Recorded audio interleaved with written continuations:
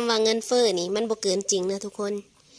นี่ข้าวหั่น20เนาะซื้อเครื่องที่ในราคาบ่แพงอันละ7 บาทอันละ12 บาทอันละ10 บาทอันละ12อันละ27รวมกันเท่านี้แหละนี่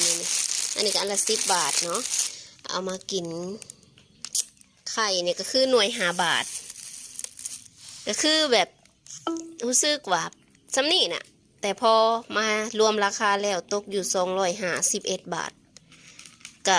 คิดว่าเนาะทุกคนคิดว่าจังไหนในความรู้สึกเฮาน่ะเวลาจ่ายเงินแบบโอ้โหคือว่าแบบเนาะคือว่าของเฮากับบริหลายแต่ว่า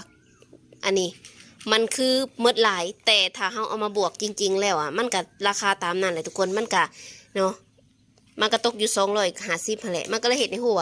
แต่ก่อนนะเฮาได้ของสำนี่นะสิอยู่ประมาณแบบ100เนาะทุกคนถ้าย้อนไประหว่าง4-5 ปีก่อนนะเฉพาะเขาว่าเงินเฟ้อขึ้นแฮงเฟ้อขึ้นมาแบบอันนี้เนาะกระเซินไว้อยู่บ้านเฮาแม่นบ่เงินกีบหรือว่าเงินลาวอ่ะมันกะ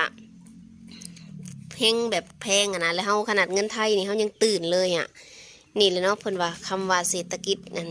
หมุนเวียนหรือว่าเงินเฟ้อแต่ละอันนี้